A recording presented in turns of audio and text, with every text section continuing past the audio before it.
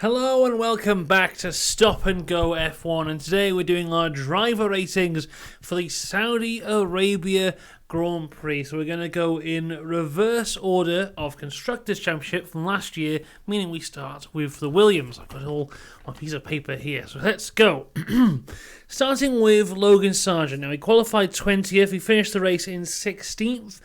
Now, I think qualifying in 20th doesn't tell the full story of qualifying for Logan, because he put in actually a very good time, better than his teammate, but unfortunately it was given track limits for it, which is a bit harsh for him there, and unfortunately was not able to set another time, so had to start at the back of the grid. Despite this, went through the race, finishing up in 16th, put in something like 30 odd laps on those medium tyres, whereas everyone else seemed to be doing around about 20, so had no real pace towards the end of the race. I've given him a 7 out of 10 here. I think he did well, so I've given him a 7 out of 10. His teammate Alexander Albon, he qualified 17th but did not finish the race. I've given him a 6 just because I thought his qualifying was half decent and he was in an okay position before he DNF'd. He was ahead of Sargent. I probably would have stayed ahead as well because I think he had more pace. I would have had more pace towards the end. I've given him I think I said 7, but I gave him a 6. A 6 out of 10 there. Into AlphaTauri now, we have Nick De Vries, qualified 18th, finished the race in 7th. We didn't really get to see much of Nick here. Very anonymous race for him. He massively benefited from the two guys who DNF'd, and it seemed to be towards the end of the race there was this pack of the two McLarens and Sargent near the back, and then De Vries was quite far away ahead of them and had quite a bit more pace. I'll give him a 7 because he did make up some positions through the race, but didn't really set the world on fire.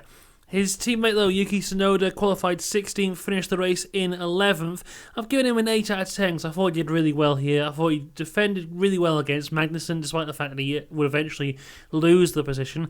And this is the second race in a row now where Yuki's finished 11th. Very unlucky, just outside the points. I'm sure those points will come eventually for Yuki Tsunoda. But a good race overall. I've given him an 8 out of 10. I think he had a strong race there.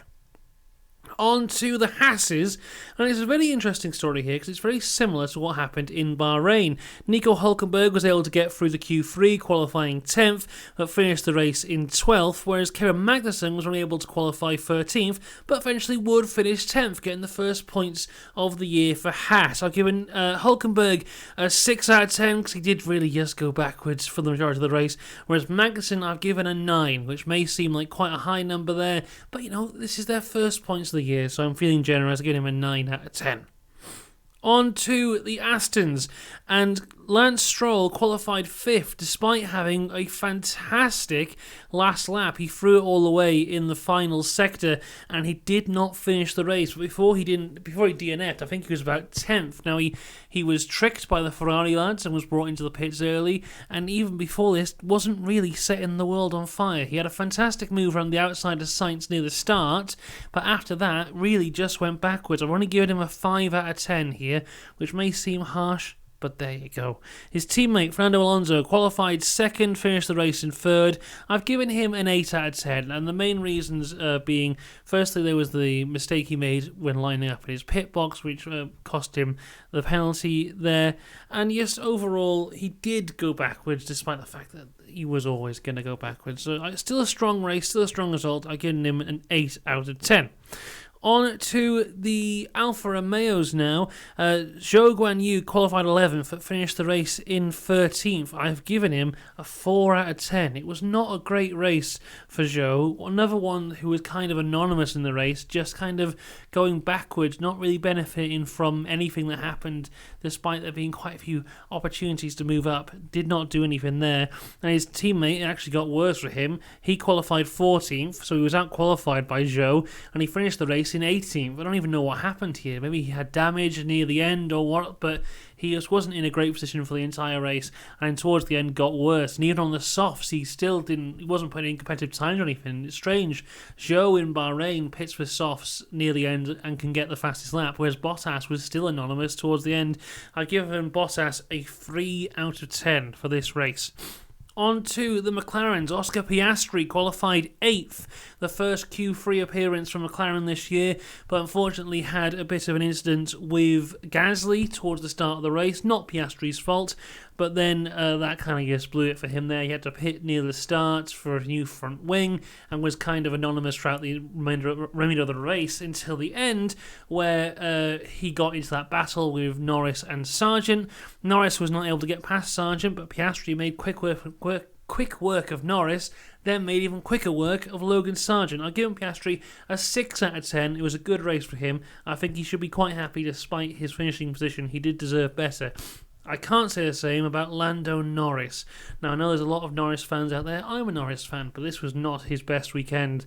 Qualified 19th place, the main reason being because he touched the wall. He could have done a lot better here if he hadn't touched the wall and just kind of ruined qualifying for himself. He finished the race in 17th place, being beaten by his teammate, couldn't get past the Williams. Just a really anonymous race. I think he said that he got damage at some point as well. Really wasn't great. I'll give him a 3 out of 10, which I know people will be sad about, but that's what I've done. Across to the Alpines now with Gasly. He qualified 9th, finished the race in 9th. Just a good race here for Gasly. Much better qualifying than last time out. He's really improved there. And yeah, he did well. I'll give him a 6 out of 10. I'm not giving his teammate the same. I'm giving him a 6 out of 10. Now, he did qualify in 6th place, so better qualifying than Gasly, but despite this, just went backwards and ended up in 8th. So I've given them both a 6 out of 10. George Russell, he qualified 3rd, ended the race in 4th, was quickly promoted to 3rd, then as quickly demoted back down to 4th. I've also given him a 6 out of 10 here. I think he had a solid race here, not really much going on for him, but Lewis Hamilton, who qualified quite a bit below him, was able to catch him quite quickly, and it seemed like maybe there might have been a bit of team order stuff going on there. We're not entirely sure. So I've given him a 6 out of 10, whereas Lewis qualified in 7th, finished the race in 5th, didn't seem too happy after the race, but I have given him an 8 out of 10, just for the reason that he was able to quickly move up through the field, and at one point looked like he was going to be able to pass his teammate, but unfortunately was not able to go from there.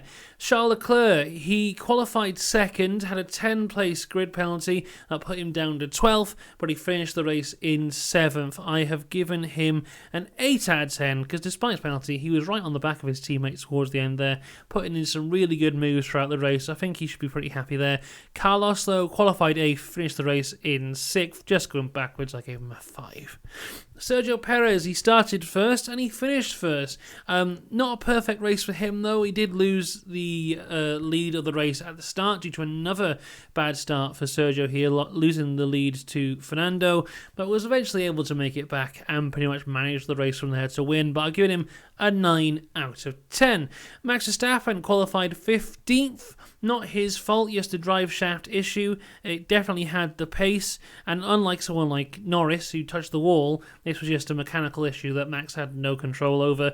In the end, finishing the race in 2nd place, just about 7 seconds off his teammate, despite starting quite a bit lower down. I've given him a 10 out of 10 on this one, because I really don't think there was anything he could have done better there. So my driver of the day was Max, and then I think there was 2 guys with the lowest scores, which was Lando Norris and Valtteri Bottas. So if you disagree, I'm sure there's plenty of names there that people can't disagree with. If you disagree, let me know in the comments. Let me know what you'd rank people there. Make sure you hit subscribe for all of the F1 stuff, and I'll see you next time. Goodbye.